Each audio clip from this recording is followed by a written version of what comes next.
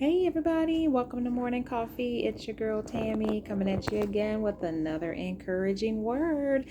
I'm just gonna hop right in. This week we have been talking about worship, and on yesterday we talked about Paul and Silas and how they worshiped and how their intentional act of worship brought forth freedom, not only for themselves but all of the other inmates that were there with them. And not only that, but it brought salvation to the jailer. So today we're going to be looking at Daniel 3, going to be looking at the Hebrew boys today, Shadrach, Meshach, and Abednego. And I'm not going to read the whole chapter, but if you have time, you can go back and read all of Daniel 3. But just to give you kind of a quick summit of what's going on, you have King Nebuchadnezzar, who made this golden idol. He wanted everybody to worship this idol. But Shadrach, Meshach, and Abednego said, nope, we're not going to worship your idol that you've set up. We are going to worship our God. So they had made that decision that they weren't going to worship the golden image, but they were going to worship the true and living God. So I'm going to start at verse 16. So this is Daniel chapter 3, and I'm starting at verse 16. It says, Shadrach, Meshach, and Abednego replied to him, King Nebuchadnezzar, we do not need to defend ourselves before you in this matter. If we are thrown into the blazing furnace, the God we serve is able to deliver us from it, and he will deliver us from your majesty's hand. But even if he does not, we want you to know, your majesty, that we will not serve your gods or worship the image of gold that you have set up. So, of course, this makes Nebuchadnezzar mad. He throws them into the fiery furnace, and they are fully clothed. It says in verse 21, so these men, wearing their robes, trousers, turbans, and other clothes, were bound and thrown into the blazing furnace. It was so hot that the flames of the fire actually killed the soldiers that threw them in. Now it says that King Nebuchadnezzar, leaped to his feet in amazement and asked his advisors, weren't there 3 men that we tied up and threw into the fire? And they replied, certainly, your majesty. He said, look, I see 4 men walking around in the fire, unbound, unharmed, and the 4th looks like the Son of God. So I want to encourage you today, because of their intentionality to worship the true and living God and not bow down and worship this idol. Now you might say, well, how does that relate to me? I'm not going to be thrown maybe in the fire.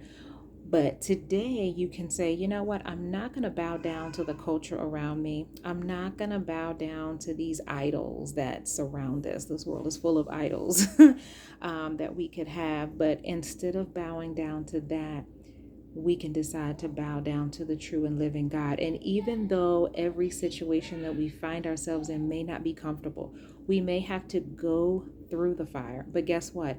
Even if you go in fully clothed and bound up, God's in the fire with you, and he can have you walking around. He can unbind you, make sure that your clothes aren't burnt. You'll come out not even smelling like the smoke that you came out of. It says, if you keep reading down, he calls them out, and it says they saw that the fire had not harmed their bodies, nor was the hair on their heads singed. Their robes were not scorched, and there was no smell of fire on them. I'm here to tell you that when you decide to worship God, God can bring you out of your circumstances so that you don't even smell like smoke. No one will be able to tell that you have even gone through the fire. And even while you're in the fire, the Bible doesn't tell us that we won't have fires, but it does say that he'll be with us in the fire. And when we make that choice to intentionally worship him and not worship the idols, not worship the culture around us, when we make that decision, it gives us protection. It protected them to decide to worship God. They said, hey, you can throw us in the fire. We're not going to worship your God. And even if God doesn't save us, we're still not going to worship. But they truly believe, they had a trust. Remember, we said worship was more than a song. The definition of worship says honor and respect to a higher deity. So they had honor and they had respect. They trusted in God to save them and to deliver them when they chose to worship him.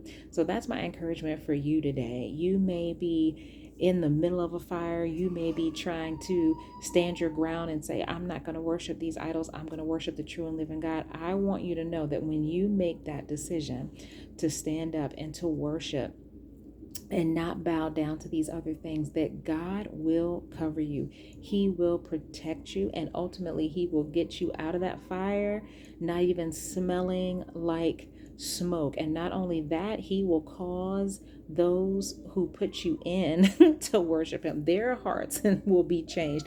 I like when Nebuchadnezzar in here says, he approaches them and he goes to the opening of the furnace and he shouts out, Shadrach, Meshach, and Abednego, servants of the Most High God. So he's getting the picture now. Like this golden image, it's not it. These three men are serving the Most High God. And then he goes down, even in verse 28, he says, praise be to the God of Shadrach, Meshach, and Abednego, who has sent his angel and rescued his servants. They trusted in him and defied the king's commands, and they were willing to give up their lives rather than to serve or worship any other God except their own.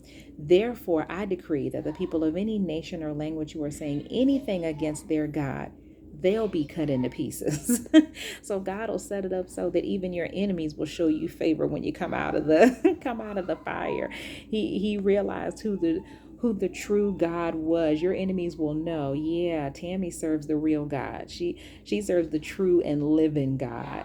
So that is my encouragement for you today. Like I said, I didn't read the whole entire chapter for time's sake, but definitely go back and read that entire chapter so you can get the fullness of the whole story and just be encouraged by their faithfulness to stand and know that you can do the same.